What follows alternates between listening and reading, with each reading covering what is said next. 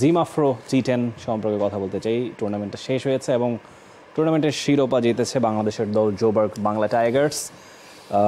টি10 ফরম্যাটটা খুবই ট্রিকি। বাংলাদেশ মালিকানাধীন দল, যিনি মালিক তিনি আসলে ইউএইটি থেকে থাকেন। তার আরো দল আছে, গ্লোবাল টি20 কানাডাতে তার দল আছে, এছাড়া আবুধাবি টি10এও তার দল আছে। তবে সব মিলিয়ে এই বাংলা টাইগার্স ফ্র্যাঞ্চাইজির এটাই আসলে প্রথম শিরোপা। তো অনেকাংশে আসলে আমরা বলতে পারি যে বাংলাদেশিদের কেউই আসলে এই টুর্নামেন্টটা জিতলো। অ্যাবসলিউটলি। আমরা একবার ম্যাচ সামারিটা দেখে নিতে চাইবো। জিমাফ্রো টি10 প্রথমে জোবার্গ বাংলা টাইগার্স ব্যাট করতেন, 129 রান তারা করতে পেরেছিল 5 উইকেটে। মোহাম্মদ শাহজাদ 44 রানের একটা ইনিংস খেলেছেন, তিনি ম্যান অফ দ্য ম্যাচ। কুশল পেরেরা 33 করেছেন 11 বল খেলে। হজরতুল্লাহ জাজাই 19-এ থেমেছেন। নিকোলাস গর্ডন 1 ওভারে 10 রান দিয়ে 2 উইকেট নিয়েছিলেন। আমির হামজা 2 ওভারে 14 রান দিয়ে 1 উইকেট। কাইস আহমেদ 2 ওভারে 24 রান 1 উইকেট নিয়েছিলেন। জবাবে কেপটাউন স্যাম পারমি তারা 124 রানে থেমেছে, 5 রানে তারা ম্যাচটা হেরেছে। দাউদ মালান 28 বলে 62 করে নট আউট ছিলেন। Brian Bennett. বসুন্ধরা টিস্যুতে ছাড়ের ছড়াছড়ি। বসুন্ধরা টিস্যু নিয়ে এলো নিশ্চিত ছাড়। 21 বলে 36 এবং জ্যাক টেইলর 9 বলে 23 রান তারা করেছে। অ্যাডাম মিলনে 2 ওভারে 18 রান দিয়ে 2 উইকেট নিয়েছিলেন। নাবিল, স্কোর কার্ডের অবস্থা যদি দেখি, কেপটাউন মাত্র 2 উইকেট হারিয়েছিল, 5 রানে তারা ম্যাচটা হেরেছে। টি10 খেলাটার আসলে হিসেব নিকেশ বোঝা একটু মুশকিল, কারণ টি20তে ইউজুয়ালি এরকম সিনারিও আমরা দেখি না যে কম উইকেট হারিয়ে কম ব্যবধানে হারা। এই ব্যাপারটা নিশ্চয়ই পেছন থেকে যদি শুরু করি, শেষ ওভারে দরকার ছিল 21 রান। দাউদ মালান ক্রিজে ছিলেন, যিনি সেট ছিলেন, 50 করে ফেলেছিলেন। এবং জ্যাক টেইলর মাত্রই ক্রিজে এসেছেন এবং বিস্ফোরক একজন ব্যাটসম্যান। পুরো টুর্নামেন্ট জুড়ে তিনি আউটস্ট্যান্ডিং ফর্মে ছিলেন এবং এই জায়গাটাতেই শেষের দিকে গিয়ে তিনি তার কাজটা করেন।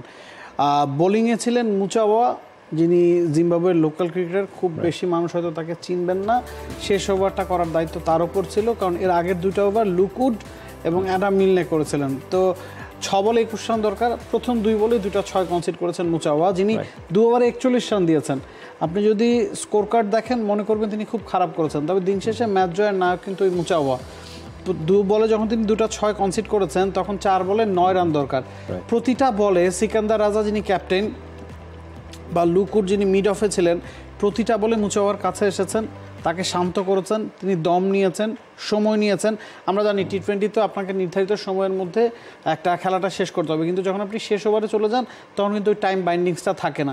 তো অনেক সময় নিয়ে তিনি শেষ 4টা বল করেছেন এবং শেষ 4টা বলের একটাও যদি 6 হতো, যেটা টি10 ফর্মেটে হর হামেশা হয়, প্রতি 2 বল বা 3 বল পরপরই হয়তো একটা 6 হয়, একটাও যদি 6 হতো বাংলা টাইগার্স কিন্তু ম্যাচটা জিততে পারে না। শেষ 4 বলে তিনি সম্ভবত 3 বা 4 রান কনসিড করেছেন, কোনো বাউন্ডারি তিনি কনসিড করেননি। এবং উইকেটে 2 সেট ব্যাটসম্যান থাকার পরও, হাতে 8 উইকেট থাকার পরও 5 রানে কেপটাউন স্যাম পারমি ম্যাচটা হেরেছে। শেষ 3 ওভারে 45 রান দরকার ছিল, মানে 13-14 রান বা শেষ 3 ওভারে 50 রান সাধারণত দরকার হয়েই থাকে। ইকুয়েশনটা তারা মিলাতে পারেনি, কারণ শুরুর দিকেও তারা ভালো ব্যাটিং করেছে। 120 রান ধরেন পার স্কোর, 130 যখন করে ফেলেছেন, বাংলা টাইগার্সই ভালো পজিশনে থেকে হাফ টাইমে গেছে বা ইনিংস বিরতিতে গেছে।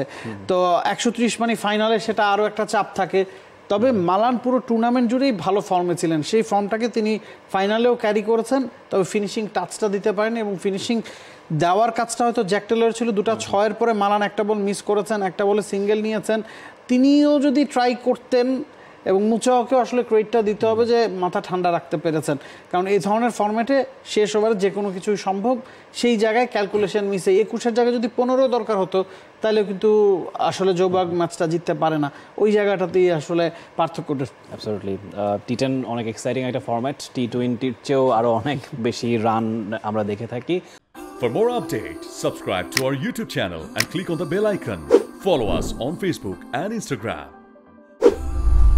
Download T-Sports app to enjoy exciting games and highlights.